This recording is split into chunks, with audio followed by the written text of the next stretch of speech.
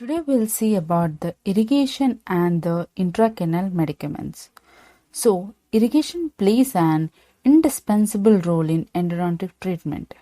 It is truly said that instruments shape and the irrigants clean. So, irrigation is the only way to clean those areas of the root canal walls that are not touched by the mechanical instrumentation. These are the fins, isthmuses, anastomosis, and the large lateral canals. So objective of an irrigant is the chemical dissolution and the disruption of mechanical detachment, removal of the pulp tissue, dentin debris and smear layer and microorganisms and their products out of the root canal systems. And if you see the ideal requirements for an irrigant, they have these broad antimicrobial properties and they aid in the debridement of the root canal system and also have the ability to dissolve the necrotic tissue or the debris, and they act as a good lubricant, providing the low surface tension so that they can be easily flow into inaccessible areas, and also helps in preventing the formation of the smear layer. Coming to the functions of the irrigants perform the physical and the biological functions. They remove the dentin shavings from the canals and thus prevent the blockage of the canal apex.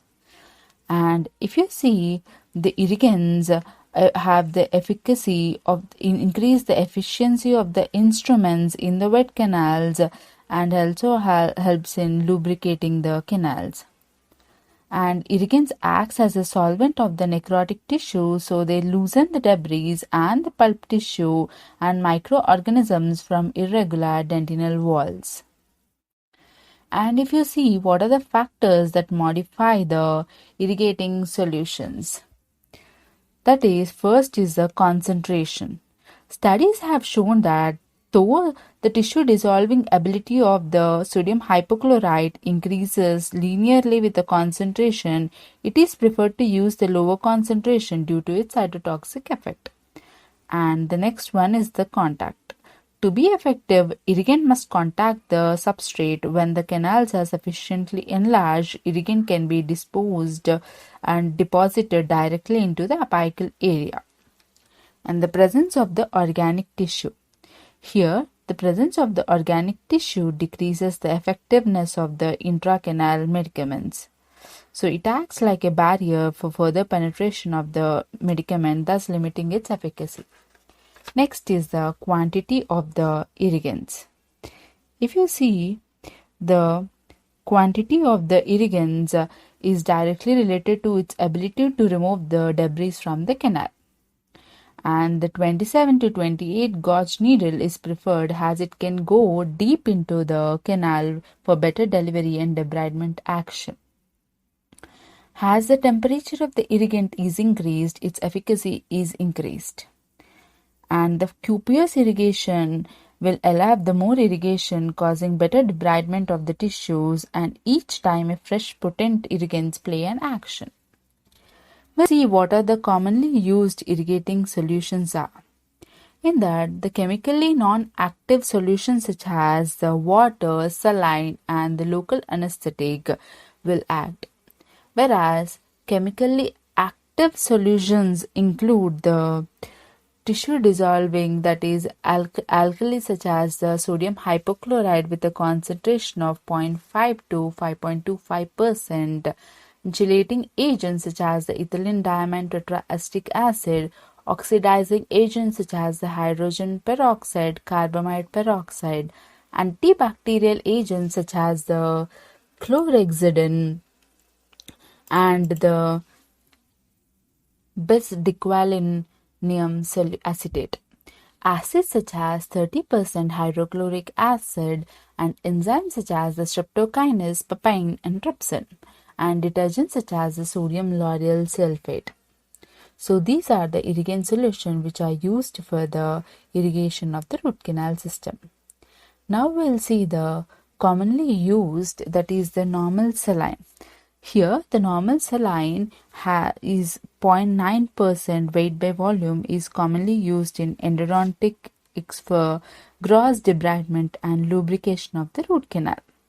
Because of its flushing action and since it is very mild in action, it can be used as an adjunct to chemical irrigant. One of the most advantage is that it is biocompatible in nature and no adverse reactions even if it is extruded periapically, because osmotic pressure of the normal saline is same as that of the blood. So next we'll see the sodium hypochlorite. If you see the sodium hypochlorite, it is a clear pale green-yellow liquid with a strong odor of the chlorine. And it was introduced by the chemist known as the Henry Decken for treating the infected wounds, which is 0.5%. And the colleagues suggested the hypochlorite has an endodontic irrigant in 1999. And if you see the availability of it, it is available as an unbuffered at a pH of 11 with a concentration of 0.5 to 5%. Whereas it is buffered with a bicarbonate at a pH of 9, it has a 0.5% or 1% solution. If you see the mechanism of action of sodium hypochlorite, at a body temperature, the reactive chlorine in aqueous solution exists in two forms. One is the hypochlorous acid, another is the hypochlorite, depending on the pH of the solution. On coming in contact with the tissues, it forms the hypochlorous acid with organic tissue. When it comes in contact, it releases the chlorine, which combines with amino acid forms the chloramines. And if you see, and this chloramination reaction between the chlorine and the amino acids causes the interference in the cell metabolism, and that's how it is effective against the microbes. That is the reason it is antimicrobial in action. And when the hypochlorite acid at a specific pH, when it comes in contact with the tissue, it forms a tissue dissolving action. And if you see, when the hypochlorous acid, it will form the glycerol and fatty acid. It causes the saponification action, thereby decreasing the surface tension of the solution.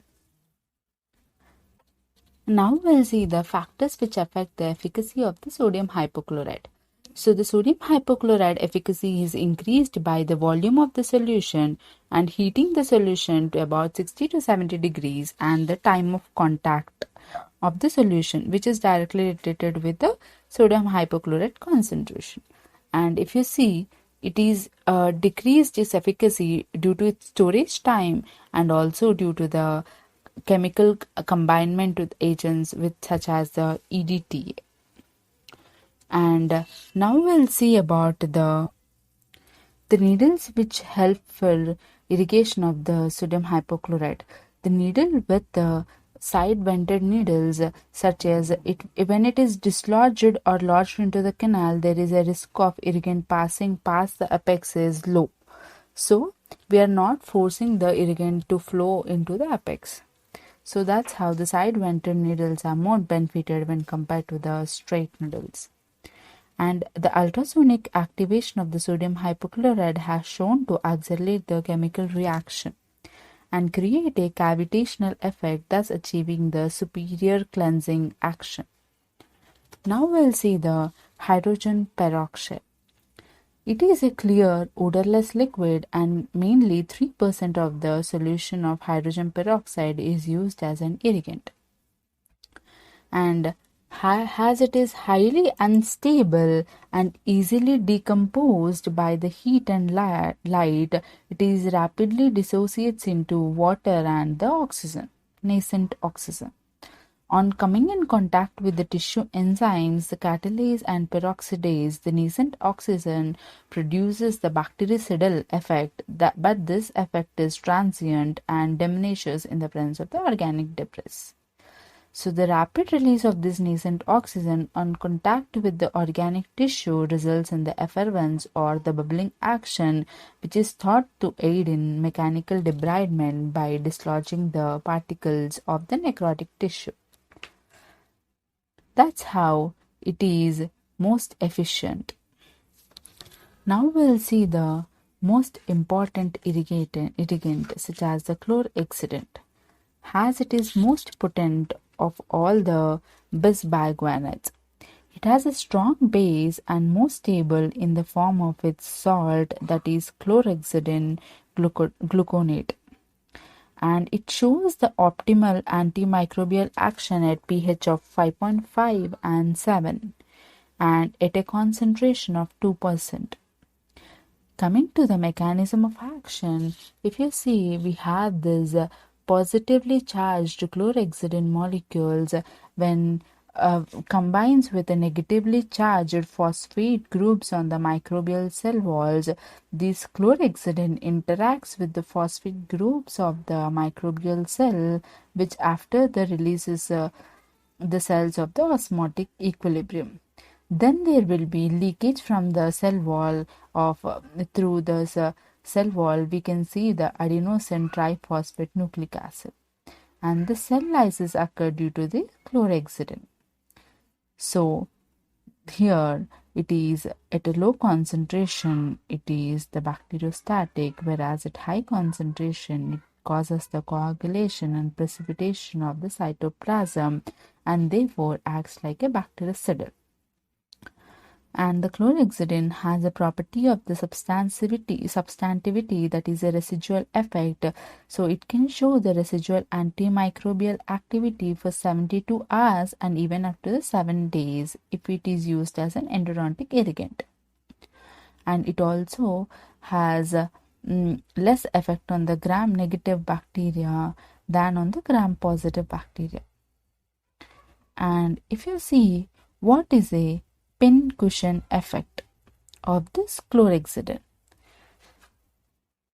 If you see, the dicationic chlorhexidine molecule attaches to the tooth surface by one cation and to the bacteria attempting to colonize the tooth surface with the other.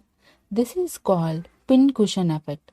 This prolongs the chlorhexidine action, and that's the reason it is bacteriostatic and lasts for about 12 hours in the oral cavity after a single rinse. Now we'll see the chelating agents. The chelating agent is a chemical which combines with a metal to form a chelate. And coming to the EDTA, that is ethylene diamine tetraestic acid, is most commonly used chelating agent for cleaning and shaping of the root canals. Here it is non-toxic and slightly irritating in weak solutions. And the effects on the dentin depends on the concentration and duration of the contact with the dentin. If you see how it acts is that it inhibits the growth of the bacteria and ultimately destroys them by starvation, because EDTA chelates with the metallic ions in the medium which are needed for growth of the microorganisms. Because of its self-limiting action, it forms a stable bonds with the calcium and dissolves the dentin.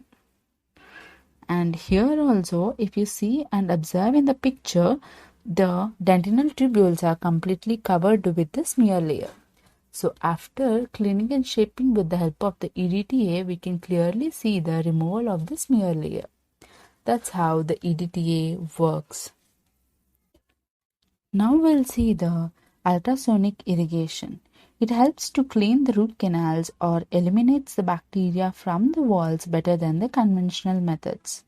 So due to its continuous flow of an irrigant into the canal, it prevents the accumulation of the debris in the canal. So if you see the mechanism of action, that is the acoustic streaming or scrubbing effect on the canal wall. So when the small file is placed in the canal and ultrasonic activation is given, the ultrasonic energy passes through the irrigating solution and exerts its acoustic streaming. This mechanical energy warms the irrigant and dislodges the debris from the canal. So combination of activation and heating of the irrigating solution helps as an agent in cleaning the root canals. So now we'll see about the other mechanical agitation techniques. If you see the irrigant agitation techniques and devices, we have manually the syringe irrigation with the needles and the cannulas, that is end venting and the side venting. And if you compare the both, the side venting needles are more preferred, and the brushes such as the endo brush and the navy tip effects. And the manual dynamic agitation can be done with a hand activated well fitting gutta-percha. And the machine assisted includes the rotary brushes such as the Ruddle's brush and the canal brush.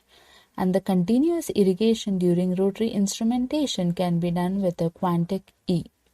And the sonic irrigation can be done with the Respisonic vial and the endo activator. Whereas ultrasonic is with the continuous technique, the Nuston's needle or the holding device can be done, or the intermittent with ultrasonic vial or the smooth wire can be done. And the pressure alternation devices such as the endo vac and the rinse endo can be used. And if you see the endo vac such as the apical negative pressure irrigation system, it has the 3 parts. That is, it instead of applying the positive pressure, it uses the suction to pull the irrigant down the canal.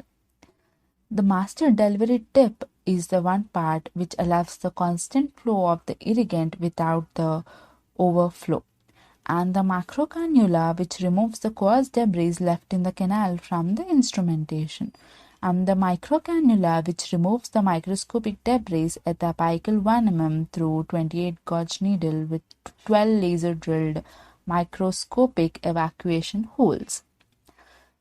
So, if you see, this irrigation involves the placement of the irrigating solution into the canal system and its evacuation from the tooth.